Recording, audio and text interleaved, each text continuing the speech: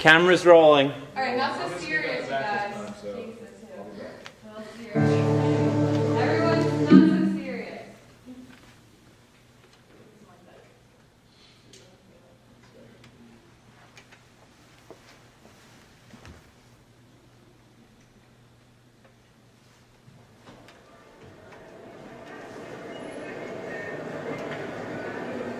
This one is an original composition.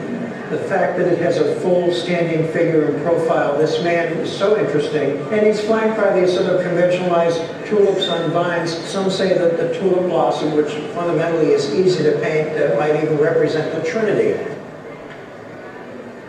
The first thing we notice is that it has a finish on the movement that's two-tone.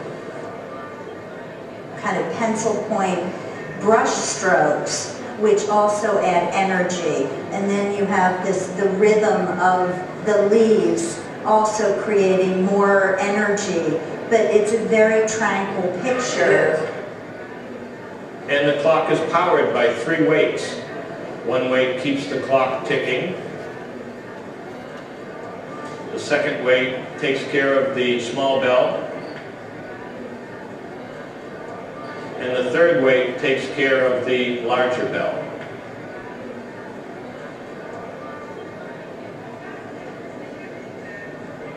We have a beautiful curved leg, and I really love the way the Philadelphia guys do that, because this inner leg here actually comes back in and curves back in a little.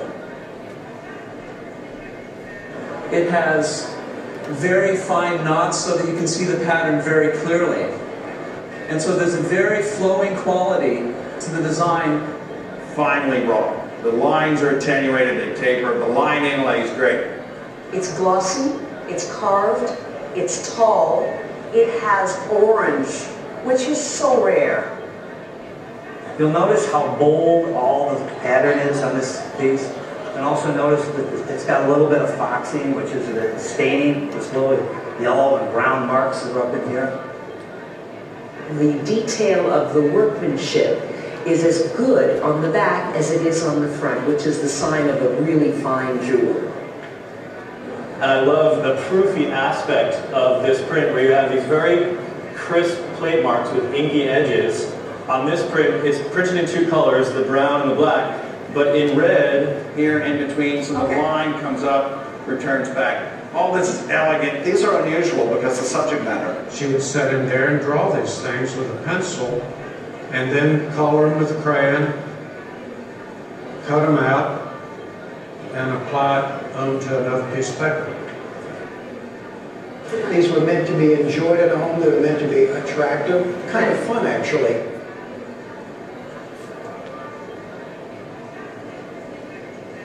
I like things that are unusual and have character, and I thought these 3 pieces had a lot of character and they're very unusual. This ring has a ship under what I think is rock crystal. The slide I know used to be worn around the neck with probably a velvet ribbon. And this ring, I loved it because it's as interesting underneath as it is on top.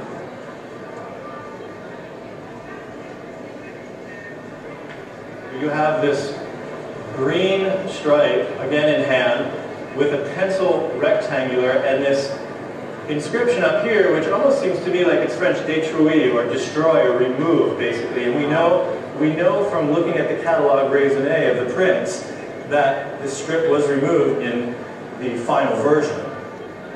If you'll notice at the bottom, it's missing the outer border. It's suffered a bit in its many journeys. The condition is a little bit rough. It can be restored. Clearer, crisper, without the unevenness that you see here. There's some slight discoloration. It's sort of frayed on the edge.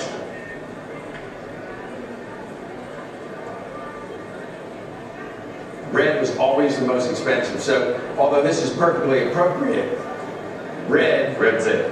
What makes it so special is this wonderful gold thread trim and the black tape lace. The red strap cloth, the glass beads, silk thread. The bag is backed with printed calico, which would have come from England. It's made on very thin wire, and then these are usually either aluminum or an anodized, weather-resistant material that slipped in and then very delicately soldered. And you can see in here where all of the knots and joints all put in a very balancing kind of format. He always liked the use of primary colors. This back one is a little bit more of an orange. At quarter of the hour, it will strike 3 bells. And then at the hour, it will strike 4 bells. And then the hour bell strikes the number of the hour.